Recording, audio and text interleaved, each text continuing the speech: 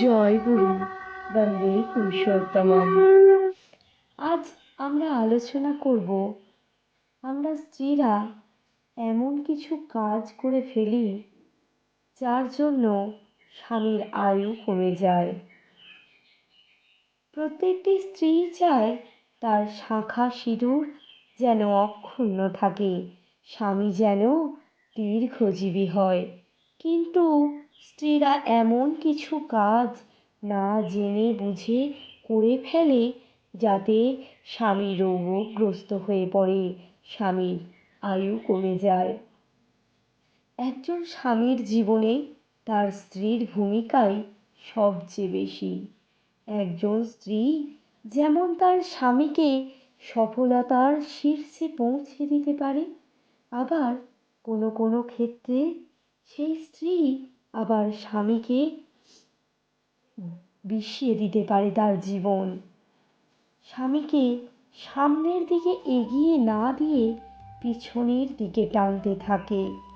এক কথায় স্বামীর জীবনকে সে অতিষ্ঠ করে তোলে। স্বামীদের বাইরে বিভিন্ন পরিস্থিতির সম্মুখীন হতে হয়, বিভিন্ন পরিস্থিতি সামাল দিতে হয়। বাড়ি ফিরে যদি স্ত্রীর ওপর একটু মেজাজ দেখিয়ে ফেলে, তখন স্ত্রীরা যদি স্বামীর সেই পরিস্থিতিটা বুঝতে চেষ্টা না করে, তার সমস্যা বুঝতে চেষ্টা না করে তার উপর পাল্টা রাগারাগি করে ফেলে, তাহলে আমরা তাদের আশ্রয় স্বরূপ হতে পারবো না। স্বামীর প্রতি লক্ষ্যের অভাব, পরিপূর্ণ সেবার অভাব, অর্থাৎ তার কখন কি প্রয়োজন তা খেয়াল না রাখা।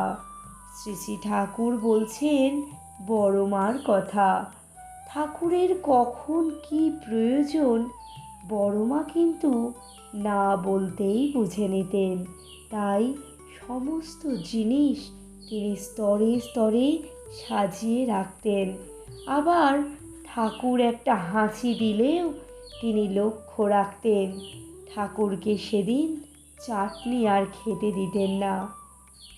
তাহলে স্বামীর প্রতি যদি আমাদের ভালোবাসার টান আলগা হতে থাকে, তাহলে স্বামীর জীবনী শক্তি ক্রমশ কমতে থাকে। স্বামীকে ইষ্টমুখী করে তুলতে হয়, ইষ্টকর্মে প্রেরণা দিতে হয়। আমরা যদি ইষ্টকর্মে প্রেরণার পরিবর্তে পরিবারের অভাব অনটন, রোগ শোক এই সব কথা সব সময় বলতে থাকি, আবার তার কাছে তার পরিবারের লোকজনদের সম্বন্ধে নিন্দা করতে থাকি, তাহলে সেই স্বামীর মন সব সময় বিষাদগ্রস্ত হয়ে থাকে। তাহলে আমাদের স্ত্রীদের প্রথমেই যেটা করণীয় সেটা হলো আমাদের স্বামীকে সকলের সামনে কিভাবে বড় করে তুলব, কিভাবে সুস্থ সবল থাকবে, আনন্দে থাকবে, তাই চিন্তা করা। আলোচনা প্রসঙ্গের তৃতীয় খণ্ডে উল্লিখিত কিছু কথা আপনাদের সামনে তুলে ধরছি, যা এই বিষয়ের সাথে প্রাসঙ্গিক। এক মা শ্রী শ্রী ঠাকুরের কাছে এসে বললেন, আমার রুগ্ন স্বামী, তাই মাঝে মাঝে দুঃখ করে বলেন, আমার শরীরের হালত যা, তাতে আর বেশি দিন আমার জন্য তোমাকে কষ্ট করতে হবে না, তুমি নিশ্চিন্ত থাকো। তাতে আমার বুকের ভিতরটা ছ্যাঁত করে ওঠে, কেমন যেন একটা মায়া হয়। ভাবি আর রুরো কথা কব না, একদিকে অসুখ বিসুখ আর একদিকে অভাব অভিযোগ, আমার মাথা ঠিক থাকে না, অল্পতেই তাই আমার মাথা গরম হয়ে যায়। তখন শ্রী শ্রী ঠাকুর বলছেন, মণি, মাথা ঠিক না রাখলেই তো চলবে না। দুঃখ কষ্ট সয়ে সেবায় যত্নে স্বামীকে ভালো করে তুলতে পারো, তাহলেই না সতী লক্ষ্মী মেয়ে, স্ত্রীর মতো স্ত্রী। সীতা, সাবিত্রী, দ্রৌপদী, দময়ন্তী, শৈবা, বেহুলার দেশের মেয়ে তুমি। তাদের কথা ভুলে যাও কেন? দরদি সেবায় স্বামীকে সুস্থ করে তুলতে হবে তোমাকে। তোমার মধুমাখা ব্যবহার পেয়ে তার অন্তর যেন বলে ওঠে, রোগ মৃত্যু তোমরা দূরে সরে যাও, আমি এ স্বর্গপুরী ছেড়ে কোথাও যাব না, এত প্রীতি আমি কোথাও পাবো না। দেখো না তার রোগ সারতে কতদিন লাগে। আর একটা কথা মনে রেখো, শ্রদ্ধা ভালোবাসার মধ্যে ব্যবসাদারি নেই।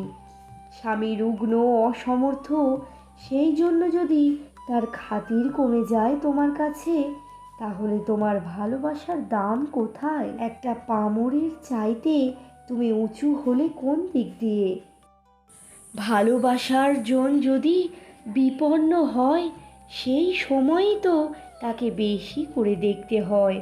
এমনি করেই তো জমের দুয়ারে কাঁটা পড়ে, শয়তানের দুয়ারে কাঁটা পড়ে, কপালের লিখন খণ্ডন হয়ে যায়।